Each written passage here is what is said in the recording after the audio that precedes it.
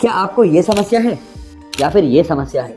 अगर आपको इन दोनों में से कोई भी समस्या है तो इसे कहते हैं लॉर्डोसिस। इनमें से किसी भी समस्या की वजह से आपकी कमर में दर्द हो सकता है, आपके कमर, कूल्हे और पैर में झंझनाहट हो सकती है, और अगर ये नहीं हुआ तो क्या पता आपकी अपर बॉडी का अलाइनमेंट बिगड़ जाए। इसलिए ये वीडियो बहुत काम का है आपके, क्योंकि आज के इस वीडियो में हम बात करने वाले हैं 3 ऐसी एक्सरसाइज के बारे में जिन्हें करने से आप इन सब समस्याओं से दूर रह सकते हैं। अगर हो गई है तो थोड़े हद तक ठीक कर सकते हैं। सांस को लेते हुए हाथों को ऊपर लेकर जाइए, सांस को निकालते हुए आगे झुकिए। इसे हम कहते हैं कैट पोज। पैर को मोड़िए और अपने हाथ का लॉक बना के अपनी तरफ खींच सकते हैं। आज के सेशन में एक ऐसी इंपॉर्टेंट बात आपको और बताऊंगा जिसकी वजह से आपके जीवन में कुछ अच्छा ही हो सकता है, तो इसलिए इस वीडियो को अंत तक जरूर देखिएगा।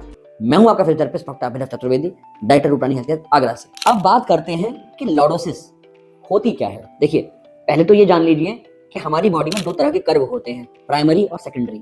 प्राइमरी कर्व वो होते हैं जो at the time of birth present होते हैं। जैसे कि आपकी बॉडी पूरी सी शेप होती है, आपने देखा होगा जब न्यूबॉर्न होता है तो पूरी स्पाइन गोल होती है, पैर चेस्ट के पास में होते हैं, सिर ऐसे अंदर को झुका होता है। ये हमारा प्राइमरी कर्व होता है।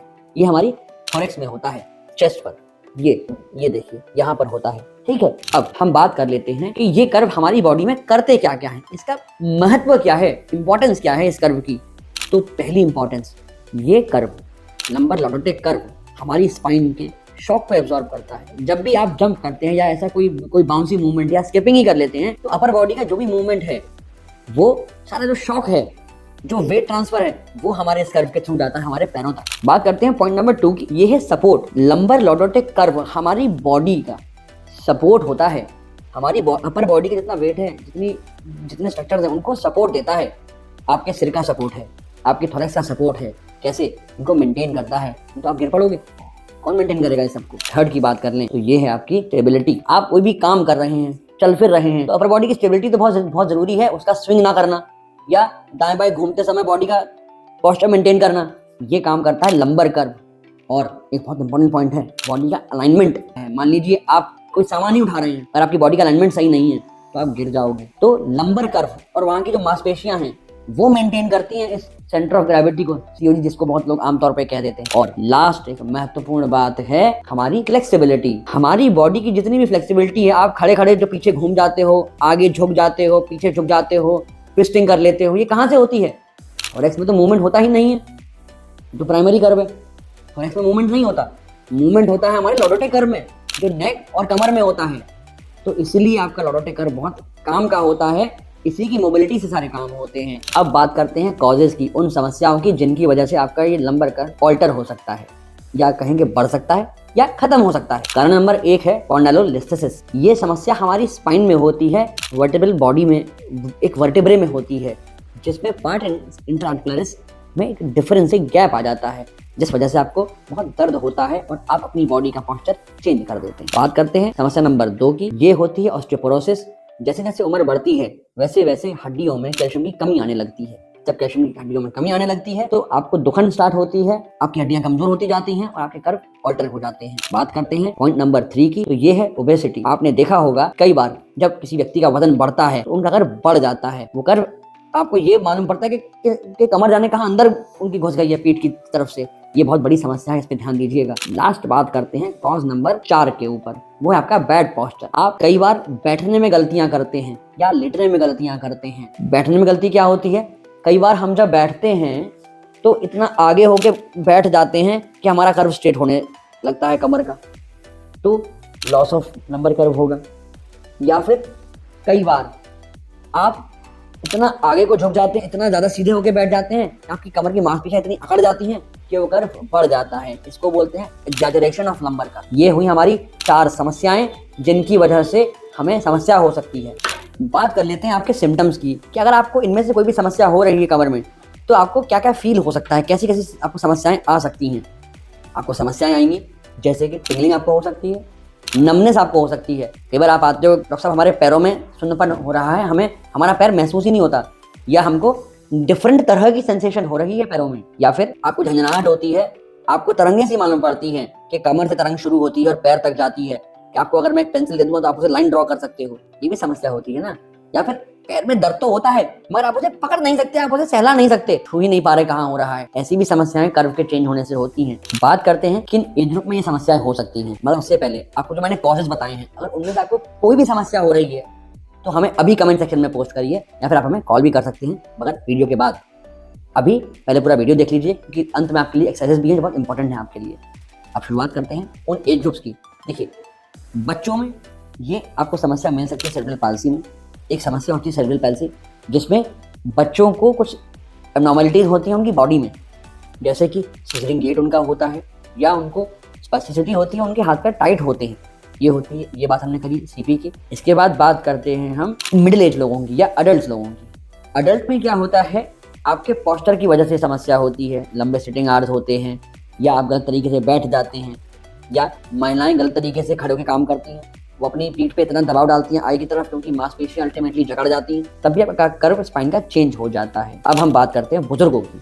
तो बुजुर्गों की देखिए, जैसे जैसे आपकी एज बढ़ेगी आपका शरीर कमजोर होता जाएगा, शरीर कमजोर होगा तो मांसपेशियां भी कमजोर होगी, हड्डियां कमजोर हो जाएंगी।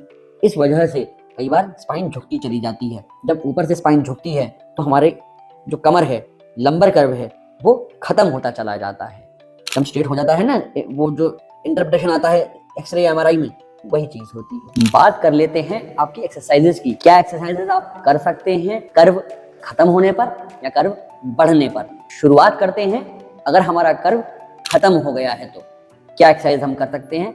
इसमें मैं आपको 2 एक्सरसाइज बताऊंगा, जिसमें से पहली एक्सरसाइज क्या होती है। इसके लिए आपको आना पड़ेगा क्वाड्रुपेड पोजीशन में, कुछ इस तरह से। आपके दोनों घुटने और आपके पैर अलाइनमेंट सेम रहेगा, एकदम स्क्वायर पोजीशन रहेगी, ठीक है। या आप इसे रेक्टेंगल मान सकते हैं। इसके बाद करना क्या है, इसे हम कहते हैं कैट पोज। आपको अपने सिर को न्यूट्रल रखना है और ये मूवमेंट परफॉर्म करेंगे। अब देखिए, कैट पोज कर रहा हूं, लोअर स्पाइन बेंड हो रही है, लंबर कर्व बढ़ रहा है, परंतु मेरा सिर का कर्व, जो नेक का कर्व है, वो भी मैं मेंटेन कर रहा हूं न्यूट्रल पोजीशन में। ऐसा नहीं है कि सिर नीचे जा रहा है, अगर ये रहेगा तो समस्या होगी। इसको नॉर्मल मेंटेन करिए।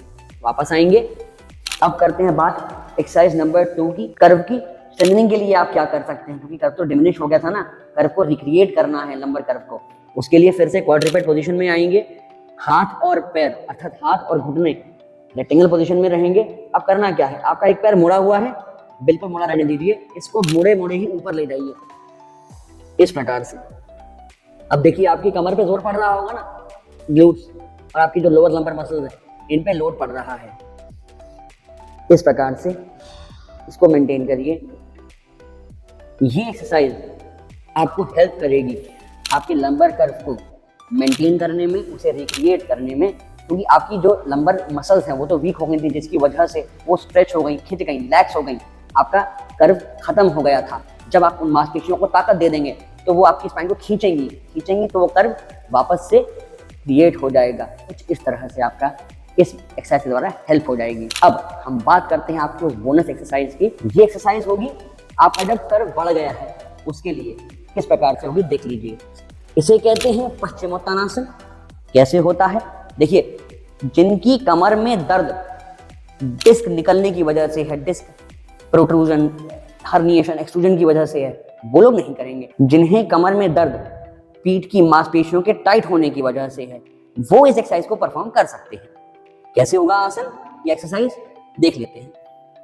दोनों पैरों को मिलाकर रखिए, सीधे बैठ जाइए, सांस को लेते हुए हाथों को ऊपर लेकर जाइए, सांस को निकालते हुए आगे झुकिए।